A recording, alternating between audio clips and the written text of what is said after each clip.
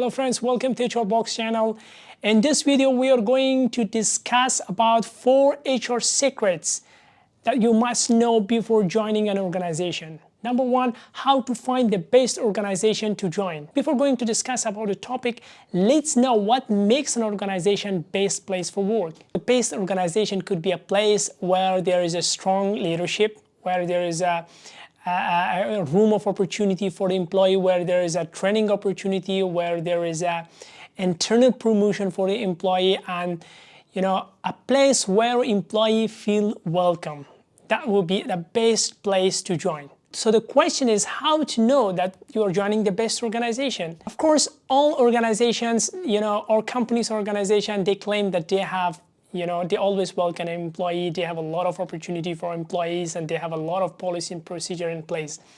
But don't trust an organization, friends, until and unless there is no feedback and grievance procedure to that organization. It means that their policy and procedure is only a document. So there is no need to trust with that types of organization or companies. So the solution is that when you invited for an interview, try to ask them if they have grievance or feedback mechanism in place or not. For those of you who doesn't know what does grievance procedure or feedback procedure is, I can give you a bit information regarding the grievance and feedback mechanism. Grievance procedure is a process where it allows the employee to raise their voice, again, whether it could be against their managers or any other issue within the organization. And the feedback mechanism is a process of, again, that makes employee able to raise their voice, whether it could be any kind of problems. So these two policy and procedure are very important. And when you see that the organization doesn't have the grievance procedure or doesn't have the feedback mechanism, it means that their policy and procedure is only a documents in a paper. Number 2, don't attend an interview when there is internal candidates. Friends, when you're invited for an interview, ask them if they have internal candidates as well.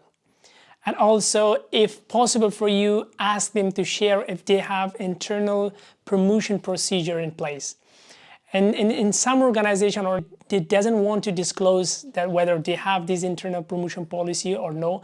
So the solution is that you have to find people who have worked with that particular organization, and you can find them through the LinkedIn, and you can ask them if they have internal promotion procedure in place. So by this, if they have internal promotion policy in place, and if they have internal candidates to that particular position that you have an interview, so I'm requesting you do not waste your time because they are just completing the process. Number 3, never accept a new role. Friends, when you're inviting for an interview, ask the interview panel if this is a new rules or it's existing rule. Because if this is a new rule, so there is 80% of possibility that they may not extend your contract after your probationary period because it's not 100% confirmed. When an HR deciding to create a position for the first time, especially when the position is in finance and in HR departments, there is 80% to extend the contract after the probationary period because it's not 100% confirmed. So in that case, you have to ask them if this is a new position or whether it's an existing position.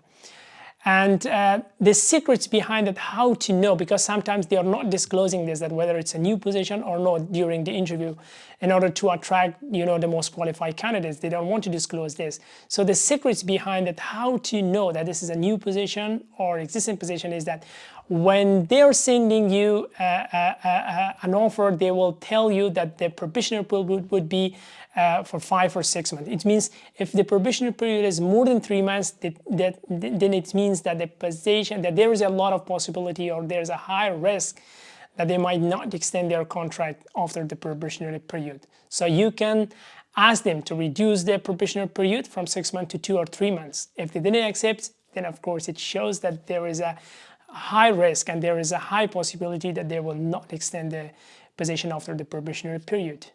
Number 4, what not say to HR. Don't bring your everyday complaints to HR because HR is not there to make your job easy, and there's a possibility that they will terminate you. So what should you do if you have a problem, whether if you have a personal problem or if you have a work problem? If you have a personal problem, the best way is to share your concern or problem with your line manager. considering the chain of command. So they have responsibility, or they are in charge to share your concern or problem with the employer or with the HR, and that is the best way. But if you have problem with your job, so the good thing is that do not go individually or directly to the HR. The best way is to talk with your team and share your all concern together through a group. So in this way, they have responsibility and they are in charge to listen to your problem or to your concern. Thank you, friends. Don't forget to subscribe, like, share, and comments for more videos.